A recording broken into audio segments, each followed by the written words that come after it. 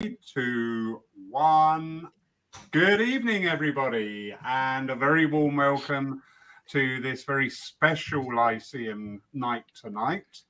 We are a day earlier. We are normally out on a Saturday evening, but in order to assemble this wonderful gathering of beauties and knowledge, what was that, Susan?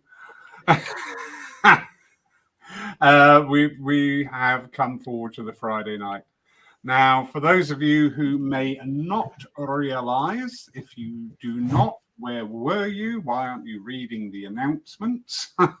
We had our Lyceum Rally here at Poole last Sunday, and a wonderful day it was, full of education, full of learning, and some fun, and really good companionship. So I would like to introduce, we have names, but we've got the lovely Susan Hughes talking to us from Dublin, Amory Hogan talking to us from Farnborough, Stephen Trollan talking to us from under his stairs in Aviemore,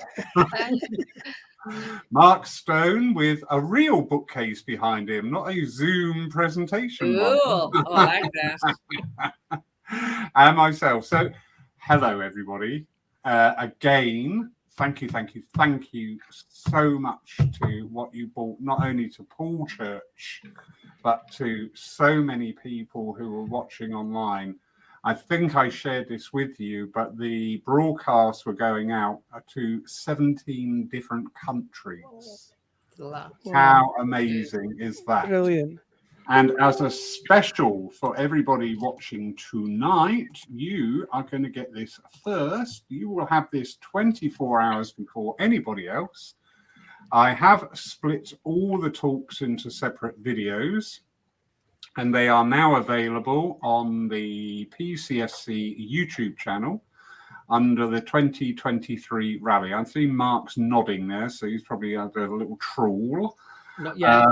Not yet. So all the talks are available individually, because overall I think it was something like 9 hours of video.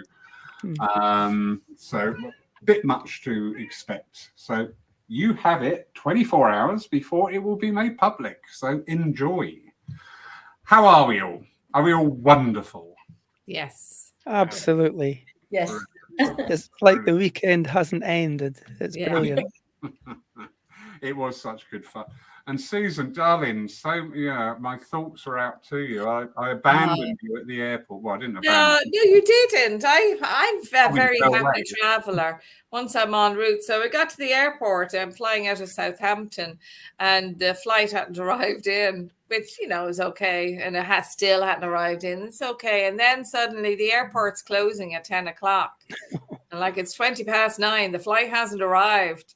So it seemed that everyone in the airport was outside waiting for the exchange. Luckily, it wasn't a full flight, so I think we had about 10 minutes to spare.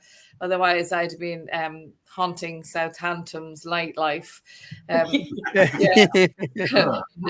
probably not. But it was fine. So I got home. I got into bed just after 1 o'clock. So that was decent enough. I came home and I had yet another sandwich.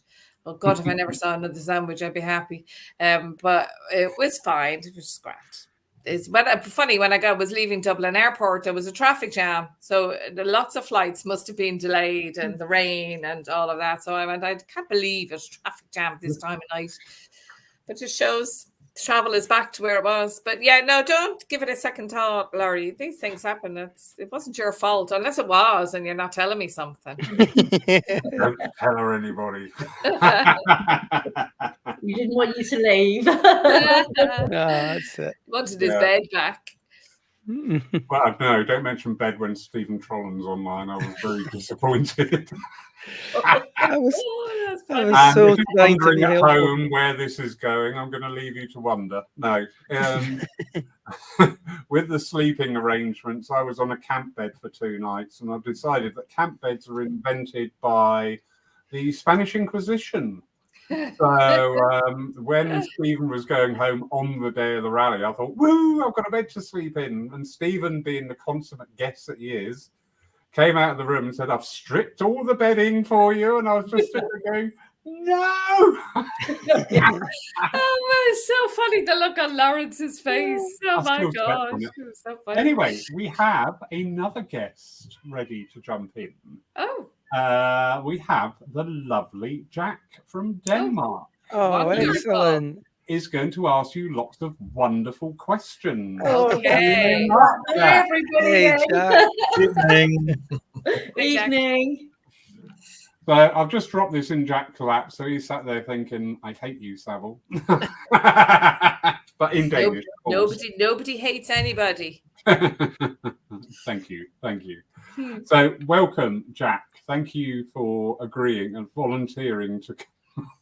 I wasn't really prepared, to be honest. But Yeah, hey, you're always prepared, Jack. You're an amazing man. So I brought Jack in because he can just give and ask questions that, because my head's still in Sunday very much, but we're going to talk about spiritualism as well in general. So thank you very much for volunteering to do this, Jack. A Poole volunteer, get in the room quick now. So it's wonderful to see you. So my first question to start the ball rolling, you wonderful people, do you think that, all right, maybe the format of the rally we can look at and adjust and amend and change, because that's a wonderful thing we can do. But do you think that basic energy of gathering people together to talk about here, and when I say educated, I'm not being demeaning to other people, because you've all got, there's such a wealth of experience here. So when you hear these educated talks from experience and from acquired learning, do you think that has a value to us in the movement of spiritualism? You're all nodding. Who's going to go first? I will. Absolutely.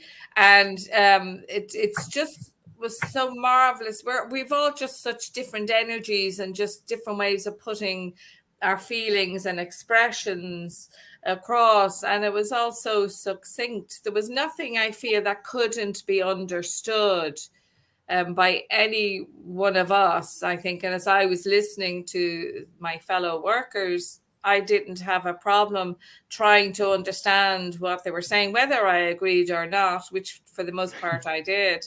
That didn't matter. It's having the listening ear on and being able to kind of attune yourself to that kind of thinking. And I think we've all discovered that many people really enjoyed the rally, both present in the human sense and online. And of course, our spirit people will love it. I think there was a Morag, she's in Canada. She was up at 3 o'clock in the morning, Laurie, to watch you. So, you know, that's amazing that people, so that just shows you the need and the want.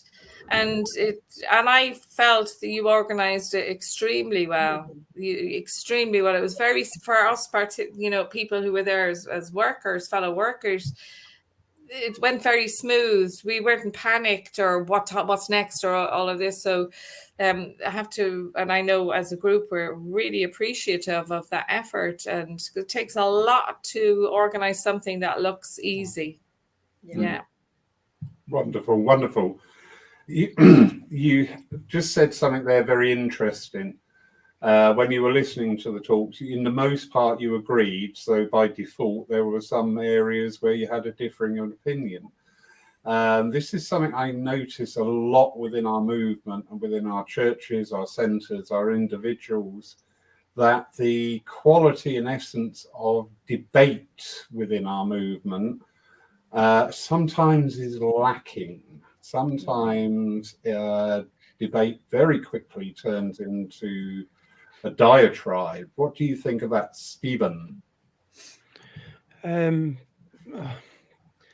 you think of, you say, debate, that's fine in the way of if there's a mutual feeling of respect for one another and respect for each and everyone's thinking.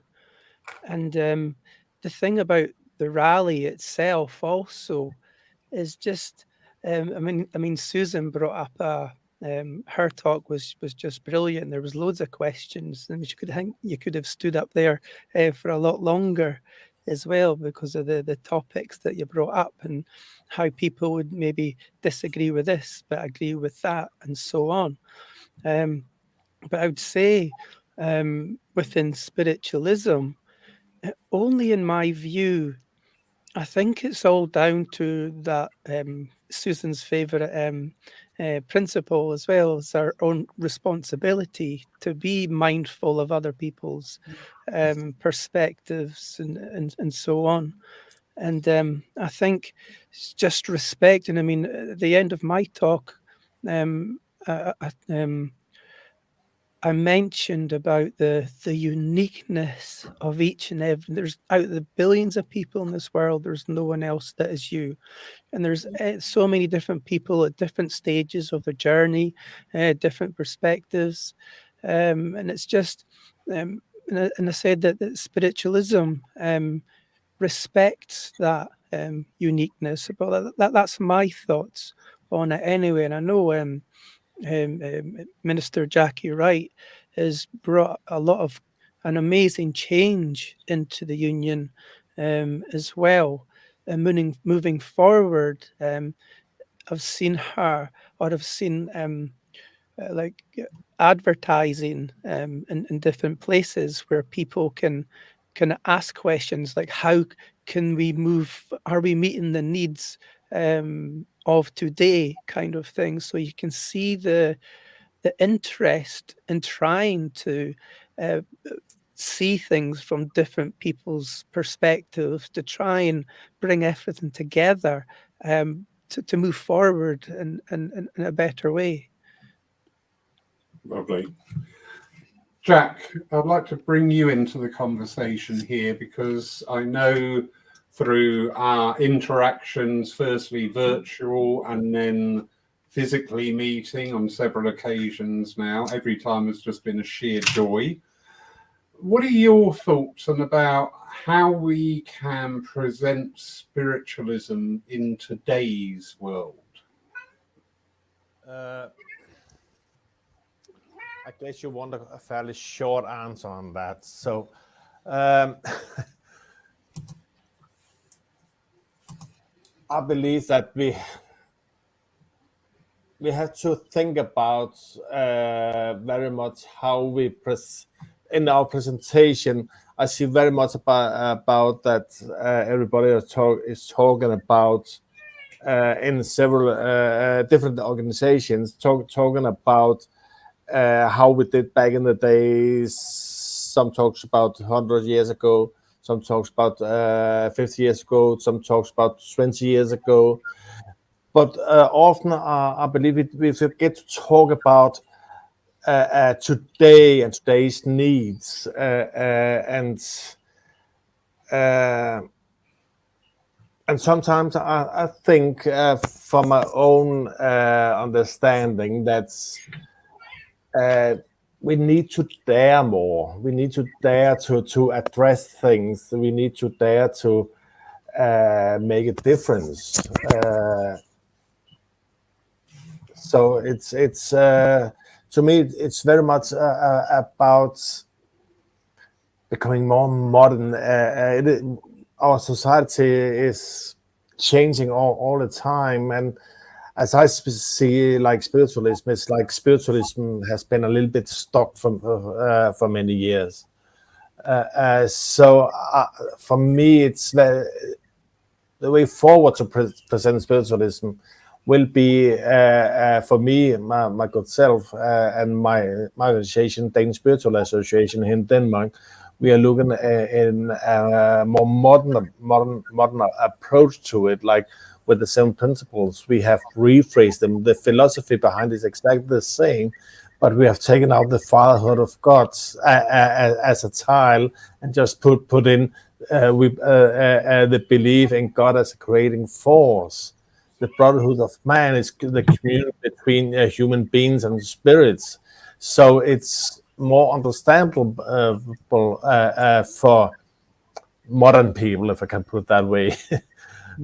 So it's slightly rethink things. Not that we're going to change everything, but just look at how we phrase it, how we talk about it.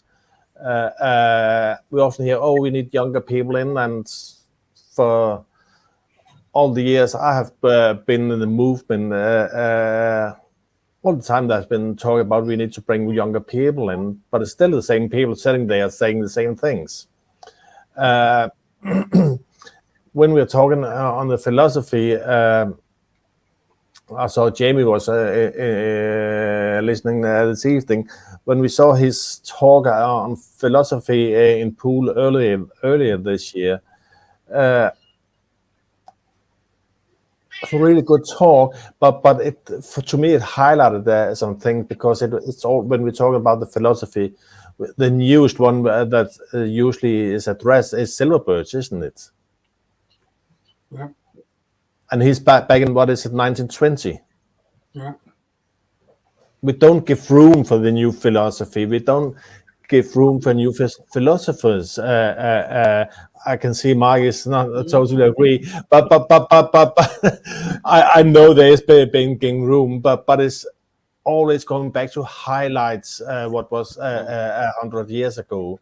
When I have been looking around in the movement, in churches, in organizations and things like that, and I think if we want to move spiritualism forward and still be alive in 200 years time, we need to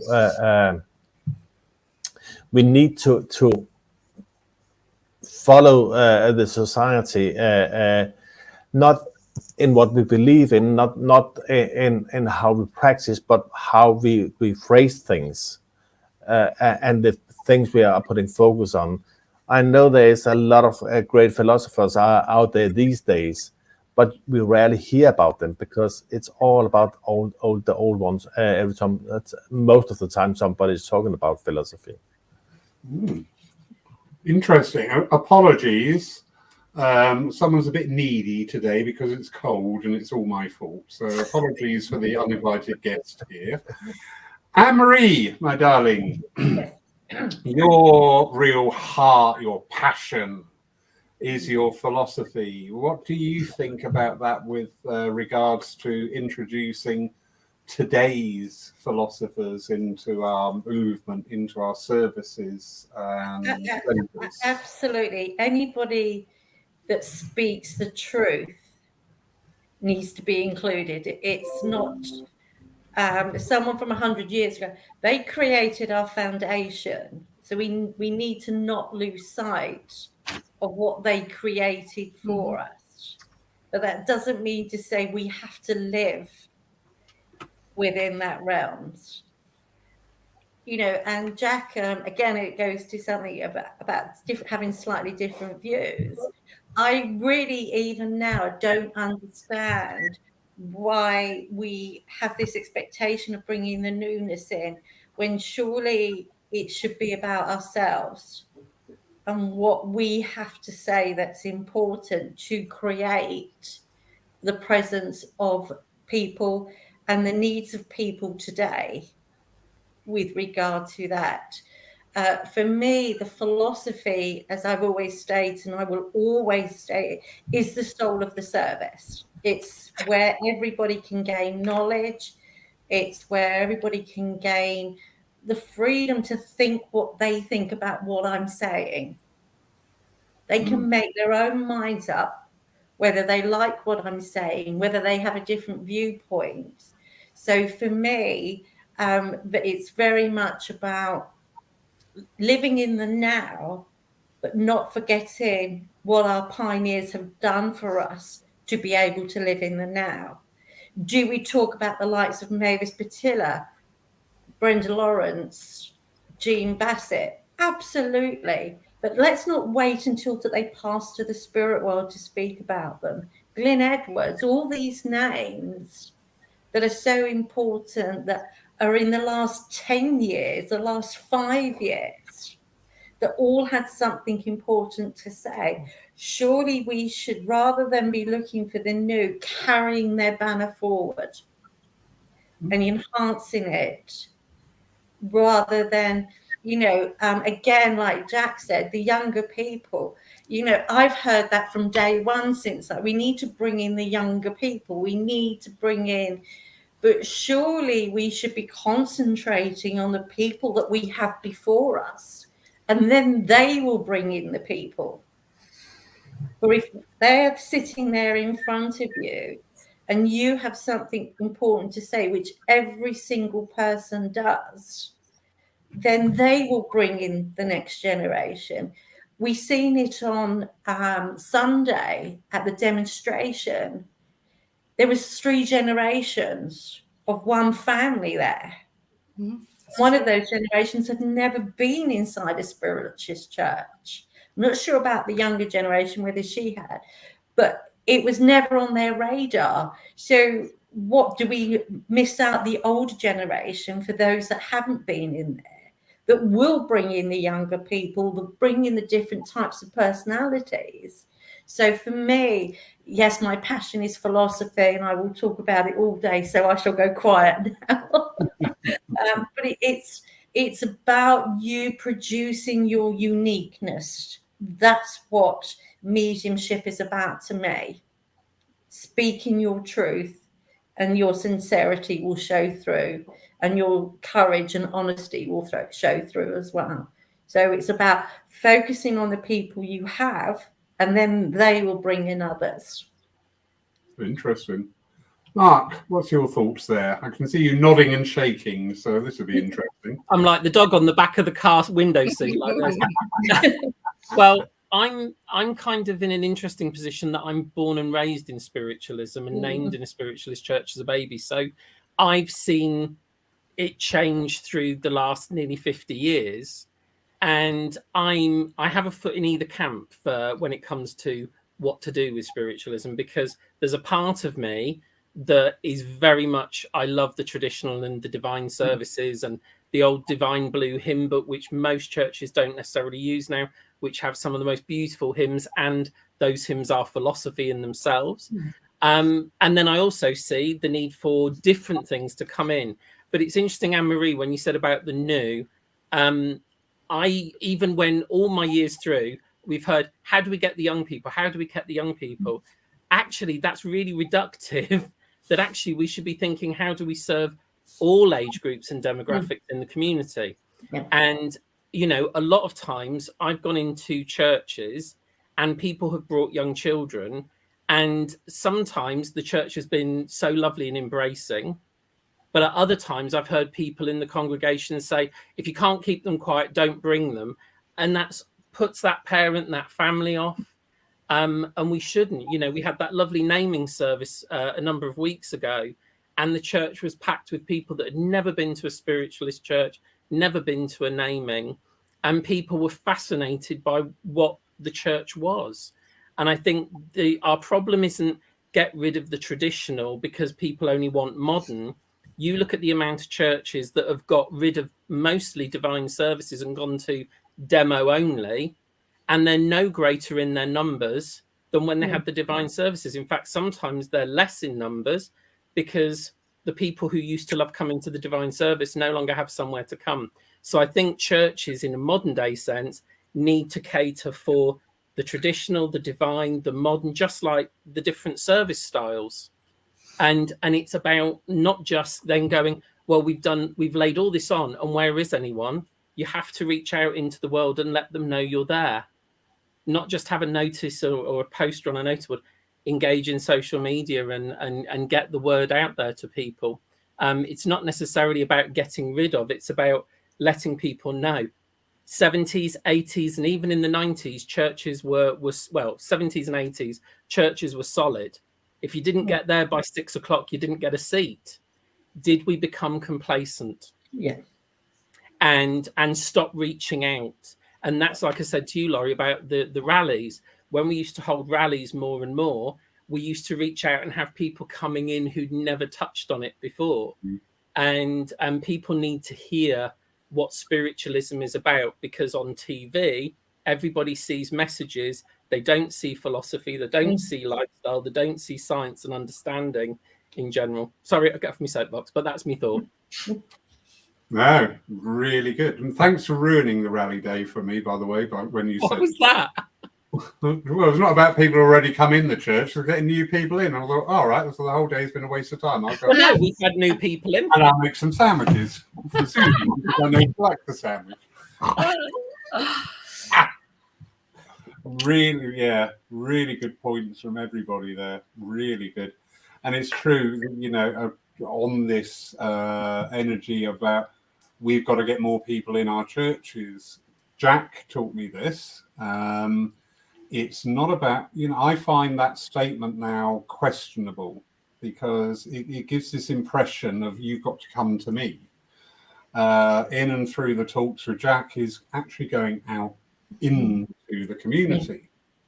You know, what's up with, and again, this is copyright Jack Eckhart, going to a coffee shop and holding a talk about spiritualism in a coffee shop in your towns, in your villages, in your cities, wherever. Because, yes, we do have this, I nearly said stigma, that's the wrong word, totally the wrong word. But yes, you do hear the comments of, oh, I don't do churches, oh, I don't do religion. So, yeah, but that is a minority, and we tend to jump on things like that, don't we? I know we've seen a great swathe of churches that have converted to centres. I do look at these and just think, well, number one, in my experience, every time a church converts to a centre, they celebrate the fact by having a divine service with a minister officiating. And I just think, well, hang on a minute. This is just a repackaged version then, surely. And I believe it was Tim Abbott brought up one night, and it was a really good point to think about. He said, you know what, our pioneers who revere so much fought tooth and nail to make us a recognized religion so that we could have churches. What do we think they're thinking of that now? So, you know, there's always these debatable things, and we could sit here till the cows come home just on one point in all of the talk so far.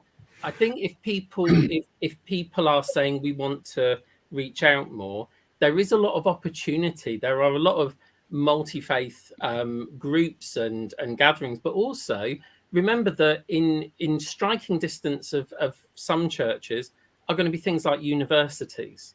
And there are also, depending on the chancellors and the people that are running them, there's often opportunities to go and speak to and work with universities and things as well. So, you know, and other groups in the community, you know, that's the thing, that there is possibility. But again, have we become too insular in our ideas that, you know, if we go out, what if people don't like what we have to do and what we have to say? We're preaching often to the converted, whereas actually a lot of the spiritualists of the bygone day stood up in front of people who were sometimes hostile to what they were offering. And are we confident and secure enough in our knowledge and our mediumship to be able to stand our own against people that will argue and debate the point against what we believe? And are we able, as we said about debate, are we able to put ourselves in that position? Are we willing to? Can I jump in here, Laurie, just for a moment? You read my mind, because I just wanted to do this introduction just to say and to raise this awareness. We are lucky in the UK, whereas we have so many churches and centres. You do. Susan here from Dublin, where they do not have these resources that we have in the UK. So, yeah, your thoughts, please. I agree. Yeah, but just because something you said there, Mark, just jolted something in my mind. I have been invited, not to schools as such, but to universities and colleges to give a talk, and they're unsure what I said, well, what is it you want? What is it you're looking for? So in there, I explained to them what spiritualism is. And this is how it is. And part of that is the evidential mediumship, but it's also the philosophy. And so the interest, and I'm in Ireland, the interest is big. So I would say that was 3 separate occasions I was invited twice to community groups. So just if I suppose, reached out and said, look, I can go and do this and introduce it. So I absolutely agree, Jack saying we must go out, because people say, God, I wish I'd have known you were here, or I wish I'd have known. Well, who's at fault if they don't know? Who is at fault? And it is a part of the churches and centres. But remember also that they're kind of running on a limit. There's only a certain amount of people within those spaces trying to keep it up and running, because they're not able to maintain a certain amount of people. So who is going to go out? So it's catch-22 a little. But they ought to have someone. Doesn't the union have an almoner? Isn't that what? A humanistic teacher, something, name it something. Community, the Gardaí Síochána here have community police. Someone who is specific to that community, but also as part of the bigger picture. Yeah, something. You hit on a very pertinent thought that's been occupying me for a little while, and not limited to any organisation, but our actual structure of the way churches are run and managed. I mean, goes back to 1900, which is absolutely lovely, but however, the world has changed. And I say, why don't we start looking with committees to have somebody who's in charge of IT, all the information, the websites, the social media side. Well, I think they do have that in the SNU. They certainly did have a director, but I don't know if they do now. I'm trying to look through the list here. Maybe they don't at the moment. I think they do. But I think the story Laurie was meaning, like in the churches. Yeah, but that person from head office could facilitate those who are within the centres and the churches. Do you see? But also promotions managers. Yeah. And again, regardless of affiliation, on a local level, because local people will know the local opportunities. They are more confident and conversant with, as Mark was saying, we've got 2 big unis here in Bournemouth and Poole. So they're no strangers to us. So to actually go up and knock on the door isn't, sort of like a frightening experience, because we're familiar with it. So, and we know where the opportunities may lay. So I think we do, as a movement in general, need to look at many different layers. And I think one of the biggest layers is the structure of the management of our churches and centres. I'm just saying, can we do it better? I'm not saying it's got to change, but can we do it better? Are there areas that are being neglected, which, well, Mark, through conversations with various sites, that, lack of use of social media is degrading to the evening through the attendance, because nobody knew it was on. Yeah, lots of times. If I've put a thank you post up or something, so people go, I wish I'd known that was on. I may have been actually advertising it for 2, 3, 4 months, but even anybody that works on social media or use Facebook a lot know that news stream and feed full of adverts, full of nonsense, full of this, full of that. And so literally people go, well, I posted it on Facebook, and they've posted it on Facebook once. Our service this weekend will be with once, and thinks that everyone will have seen that because it's gone out there. It's like anything, in advertising, it used to be something has to be 7 to 10 times in front of someone before they take notice. And so there needs to be that energy of promotion and continual presence, which is not, even for businesses that can throw some money at it, and churches can't always do that. But it's that regularity, and it doesn't always have to be, I think, committee members. Remember that we shouldn't be trying to get everybody on committee, but actually find people that want to help and support, and have helpers, have good helpers that, you know, we can thank them and say, thank you for being this helper. Thank you for being there and doing this. You know, a bit like our lovely Todd that comes into Poole and does all the cameras and everything else. And, you know, it doesn't have to be a committee member, but somebody that wants to support and has the time or / the skills. Because there's nothing worse than, you know, posts going out that really are a mess and people don't understand what they're reading. So, you know, there is skill, there is stuff that has to be there. But if it only goes out once, it's lost in the news feed. It has to go out regularly, you know, for people to see it. We're really lucky now. We got a young lassie that's in the committee now, and she's really good at understanding like Facebook and stuff like that as well. Because let's face it, I think that like you'd reach more people if it's done properly through Facebook than you would on a newspaper, but not devaluing the newspaper, not stopping that. But I think we're really lucky, as you say. You need that technical skills as well, and it's often I've been hearing, excuse me, I've heard is we also now need more people on the committee to keep the church going.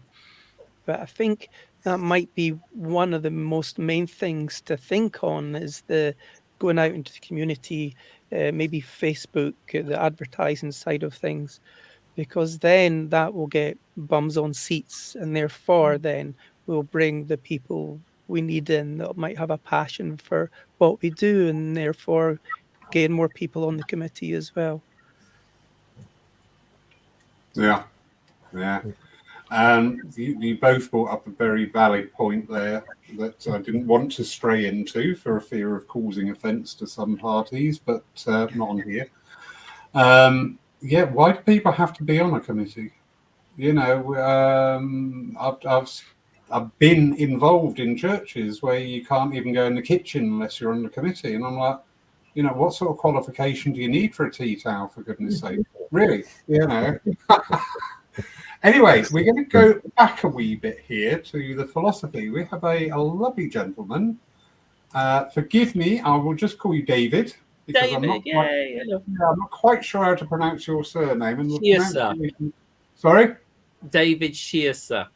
Thank you. Because you're welcome. I was saying it in my mind and I thought, no, it can't be right. Anyway, apologies, David. I'm not taking the mickey out of you. It is my own ineptitude with the languages. And he's just saying often the essence and message within philosophy is lost or not present enough.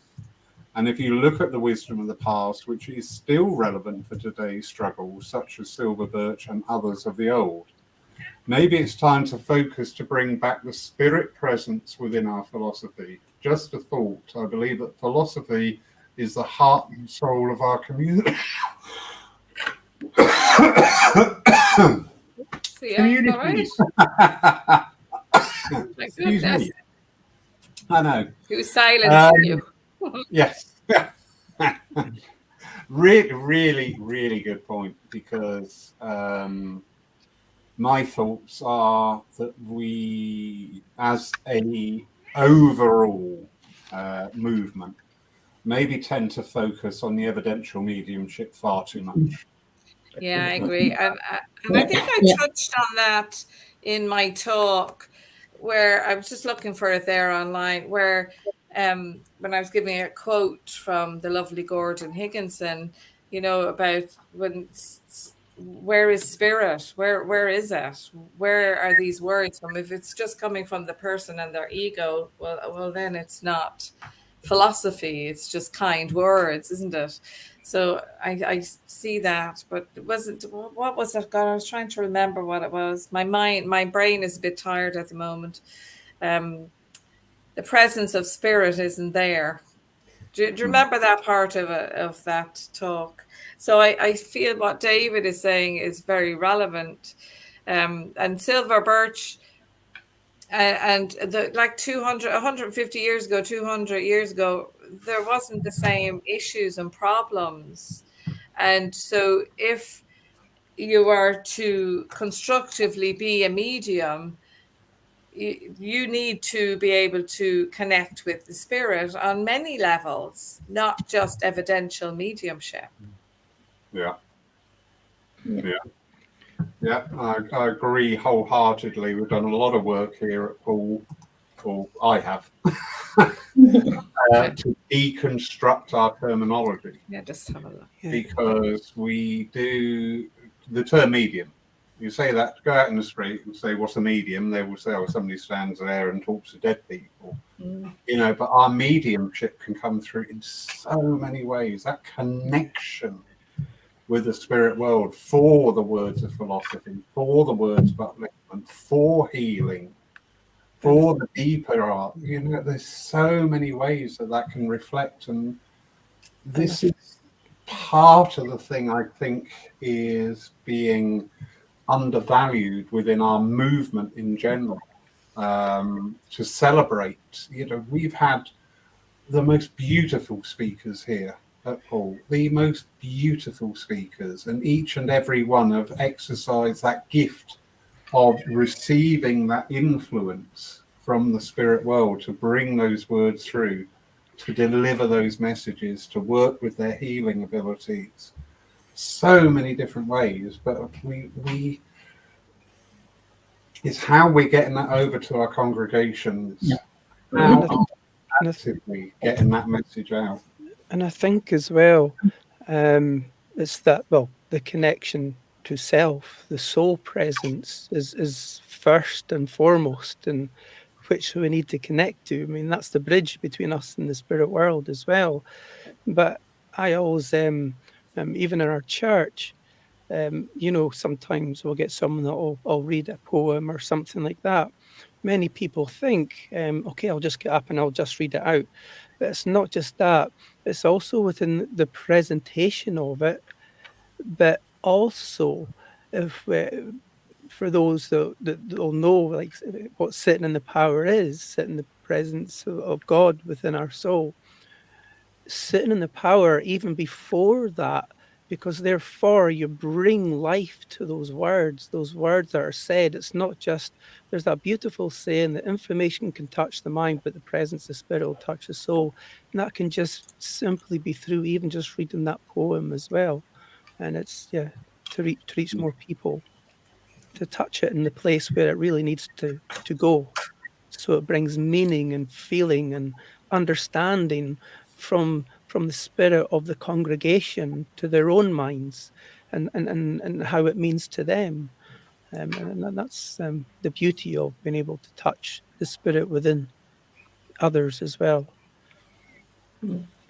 Yeah, I must admit, I loved what David put there. The question was very good because, you know, like I said, for me, the philosophy, you know, I could talk about philosophy all day long because I'm so passionate about it, and because it doesn't matter if you use Sylvie Birch's words from all those years ago, or whether I use Susan's words, Laurie's words, Jack's words.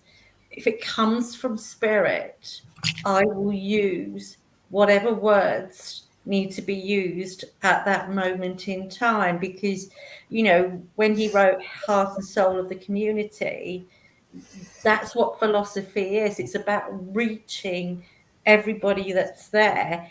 And it doesn't matter if it's Silver Birch, it doesn't matter if it's Stephen, it doesn't matter if it's Susan. If you have given me words that I can use in my philosophy, I will use them, because that's my spirit and your spirit connecting with one another. And it's not just, like you say, it's not just the person up there speaking. It's about the presence of spirit. And that doesn't have to be the presence of spirit from the spirit world. It has to be the presence of spirit, and that's the living spirit. Now, for me, the living spirit is not just with the spirit world, it's with us. Each one of us, whether you're in the spirit world or this world, you are a living spirit. You are a living, breathing spirit. And if you have words that I can use within philosophy, I will use them. So it's not about, for me, going back to one dimension and using that. You know, it's like, how many of you, I'm so fascinated with libraries since I went into one about 6 months, a year ago, whenever it was, about the words that are in there. How fascinating. Like, even, I suppose, going into Mark's bookshop, how many books have you got there that got so many words in there that are so important for the rest of us to hear and know about? You know, like I've said as well, you know, they used to call it the religious section, and this particular library I went in, they call it the belief section. And every religion under the sun, there was a book there, and not one of them was fighting. They were all standing there supporting one another with different words in it. And surely another words from another religion or another belief system, if that's going to help me with my philosophy, that is what I'm going to use. Absolutely. I'm not going to discriminate against words, whether they're 100 years old or 1 day old. They are words that resonate with me and my spirit. And if it's just my spirit that needs to talk, then my spirit will talk. So thank you very much. Yeah, and just to say, I think that's beautifully said, Anne-Marie, absolutely beautifully said. I don't think there's a problem with silver birch or old words. Absolutely. I love words myself. Discombobulated is one of my favorites. I use that quite I often. can't even say it. but it's how the words are used, how ye oldie Englishy words that aren't relevant. But I love I love opening the silver birches, but just flick through and let's see what we have. And I go, well, I don't agree with that. Or, oh, that's really nice. So absolutely. But I don't think the argument is let's not use the old, but let's ensure the words that are shared can be understood. Absolutely. Absolutely. And I agree with you all that we should embrace all the old philosophers. No matter, I saw Jamie just corrected me, silver birch was up to 81, but still it's 40 years back. These days, I've heard some of Mark's philosophy, a great philosopher in Mark there. If Mark could put it in a book, it would be fantastic. Some of that philosophy, and some of that philosophy coming through his trance mediumship. Mm-hmm. And I believe Mark will probably do it one day. What's interesting is how many years will there go before anybody recognize Mark for his philosophy? Because everybody has the focus back in the days. And that was the point of what I was trying to get. Of course, we need to embrace all philosophers, that they created the foundation of what we are doing these days. But it's giving the space for the new ones as well, and bringing forward a language that's modern people can understand as well. And I know for my good self, you know, here in Denmark, we don't have churches on every corner. We don't have that many mediums to serve on our services, and sometimes we're traveling around the country doing services, and we will maybe say, okay, this month we will make a format of the service for this month. We will have these songs, we'll have this reading, and that would more or less be the same program on each service during the month. But the congregations are different. So even though it's the same reading, the same songs, the address, the philosophy will be so different from service to service, because it's different congregations, it's different inspirations coming forward. I have tried myself that coming from like in Jutland, where there are more Orthodox in the beliefs, an area there where it was kind of Orthodox address that was giving. Then we're coming to I think it's the third biggest city in Denmark. Quite a lot of young people there, and it was totally different address. It was much more lively, much more upbeat, and I've seen it again and again. Even though it's the same speaker doing the address, it will change from one service to the other, because of the change of the congregation, because of the change the change of inspiration there. So I believe that if we allow it, we can still use all the old philosophers. We can still, but as long as we are listening to spirits, as long as we allow ourselves to be inspired, in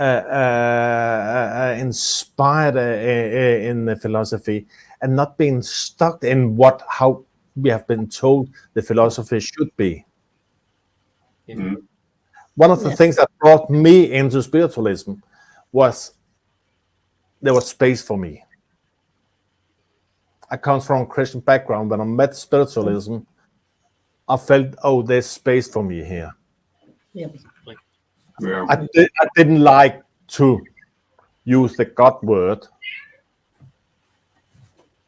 I had a resistance on it. I comes from a Christian background, and I had a resistance. But I've learned to embrace the God, the expression of God, because suddenly there was space for me within God, and became space for God within me, because nobody told me how to define God. That was my personal responsibility. And I think if we are looking at it that way, and actually going out there telling people, you know what, you might not like religion, you might not like to talk about God, but you know what, call it heaven, call it love, call it whatever you want, doesn't matter, because we all have our own perception of that energy that we call God, hasn't it? I think sometimes we forget to tell people that. We forget to tell people that, hey, it's not about what I'm telling you to believe. It's about for you to take that philosophy, let that philosophy inspire you to make your own philosophy. And that's how we go forward. That's how we will grow. That's how we will embrace new people into spiritualism. Absolutely. Just my opinion. Yeah, no, that's A beautiful opinion as well. It is a good opinion, and this is something we see time and time again within our churches and centres, that the format of the service has got to be exactly the same, and it's got to be in line with what we've always done. And you do get that feeling sometimes after a service from people going, oh, another one out of the way, thank you. Whereas we should be turning, my famous thing that really rankers me. Well, that was lovely, Lawrence. Next week, we've got a really good medium. You just think, Lovely. You don't like speaking the truth, Lawrence, huh?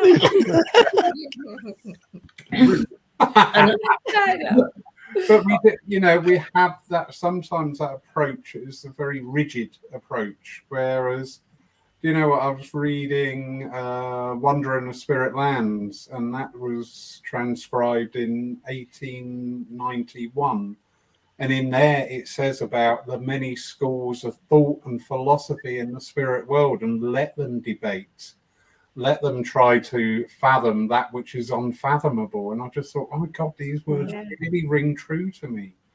And it's the same. This is where we should be bringing that energy into our churches and centres, and just say, my favourite phrase here is God of your own understanding.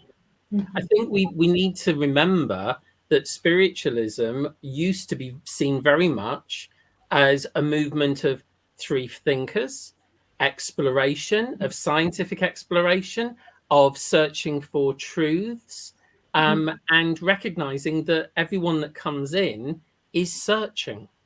Yeah. And we are there to support in the exploration through all beliefs. Because when we think about guides, helpers, people that inspire us, they aren't always spiritualists that have gone over. Some are, obviously, we've named people that we've known and loved, and they're still present. But a lot of the people that have come to help us in the past were not spiritualists when alive, but they are understanding of the spirit. So the openness to all belief and all understanding, like Anne-Marie was saying within the readings, it's lovely to bring in truth, because the truth of spirit's in everything. We just have it formed in our spiritualism. Yeah. I'm just going to catch up with quite a few of the comments because everyone's very chatty tonight, which is lovely. Somebody is being very demanding here. I do apologize. If you see anything underwards, it's a pencil sharpener. All right. Lovely Lola Kisketen from Denmark, and not 1,000 yards from where Jack is. And she brings up this point. My children are from 28 and down to 20. And they think it's boring, too much talk about things, and they have no time to reflect upon. And the youngers are used to easy, fast entertainment. And when I try to speak about spiritualism, they roll their eyes. I didn't need Jack to interpret, Lola, darling. I fully got what you want. However, really understandable. Yeah. I want to bring this part in because again, I love my balance in my life. Wonderful Sarah. My granddaughter, age 10, Lily, loves hearing the philosophy. Well, we always talk about it on the way home after the service. She loves how welcoming everyone makes her feel at Poole. Also, her sister Gracie is looking to coming soon. That's wonderful. So, that is wonderful. That is brilliant. Absolutely. It is. They are exceptional, and no surprise coming from a very exceptional grandmother there. So. But again, we make the effort, Paul, to include children coming in.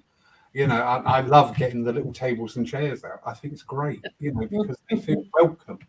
They feel part of what's going on. Yeah, and children will always ask why. They will, if they don't understand. I mean, they're the brutal honesty. Well, I don't like that. I don't understand that.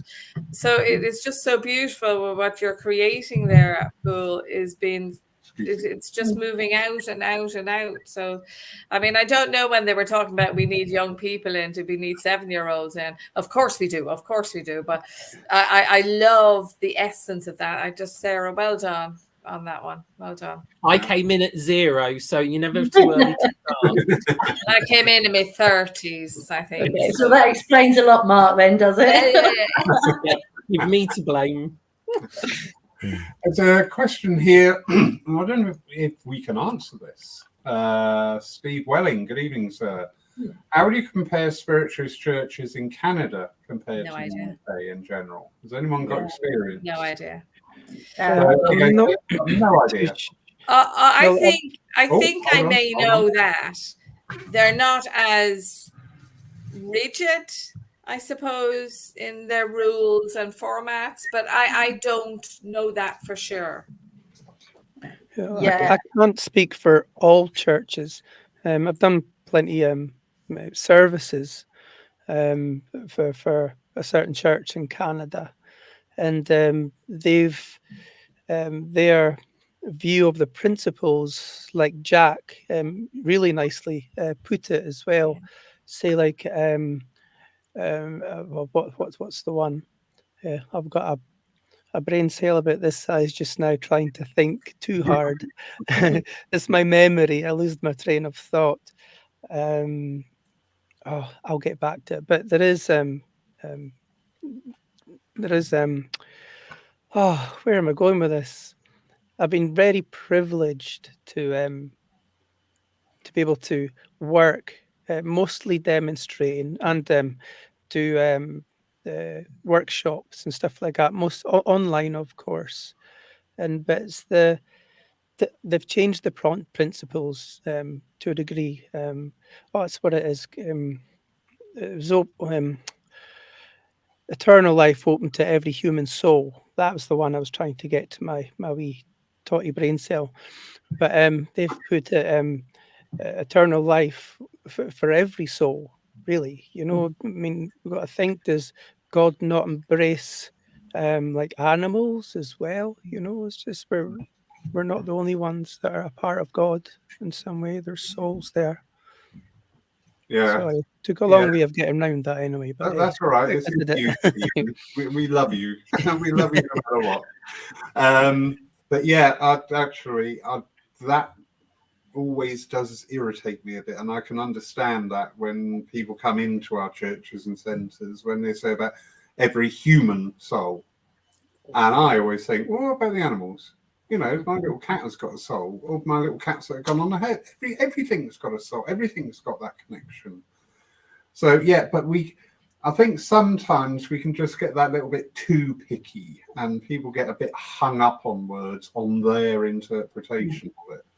And that's fine. That's absolutely fine. We just work through those things.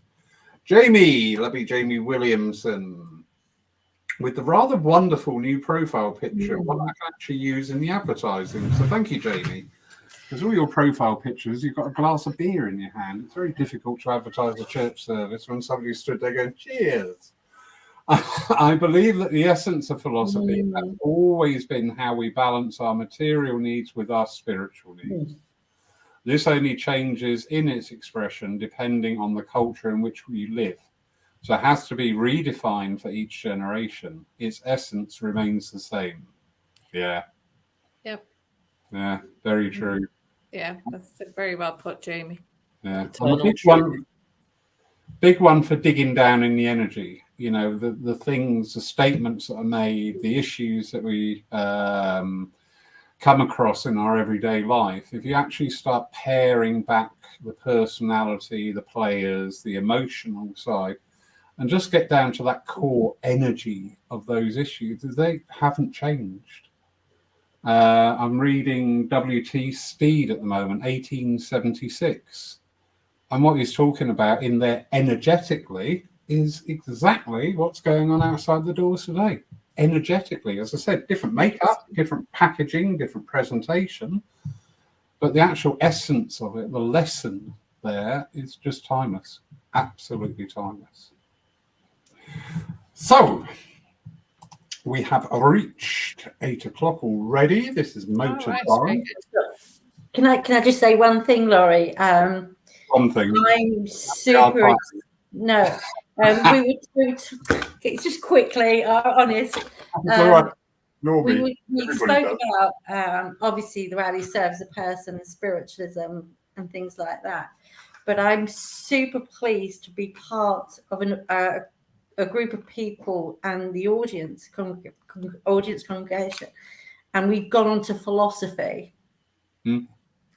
Naturally moved over to philosophy, and I think it's really beautiful, amazing, wonderful. I don't know enough words to show that spiritualism and spirit is so much more alive than we could have possibly thought and realized within our own selves, because we all have our doubts about where it's going.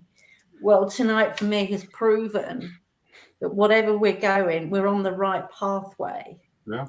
Because we've naturally discussed the philosophy and our own spirits, and also that the people who have spoken and asked their questions have got the same endearment that we have with regards to keeping spirit and spiritualism not alive because it's alive, but heard. Well put, Anne-Marie. Yes, well put. Wonderful. Thank you. You wonderful people. I'll put the whip down now, Susan. Thank you very much. I don't mind it. I don't mind it. I was about to say Susan likes it. The feather duster, maybe not the whip. We're not part of watershed yet. We'll keep that one back. Thank you again just for sharing this evening, that little recap. And coming together again like this, because you know when we were all here and working in that energy, it was just awesome. It really was awesome, and onwards and upwards. And hopefully events like these will inspire others to do maybe not exact. I don't want to carbon copies. You can't copy an original. But to use that inspiration to go, well, do you know what? We could try this and we could try that. Because I think this is what we need to get back into our movement here in the UK. And I say that because I'm having a lot of contact of late with people in Europe. And I've said this before, I said I'm very envious, and this includes Jack and this includes Susan. I'm very envious of where you are on the spiritualism trail, because you're at the beginning. You can look to the UK, or what was it called the other night? The English mediumship, which I thought was a wonderful phrase. And you can take what works, but you can also look at what could be done better. And you can change things, because you're not following in the footsteps of we've always done it that way, which is always a bit of a mountain to climb for people coming into our movement and trying to make a change.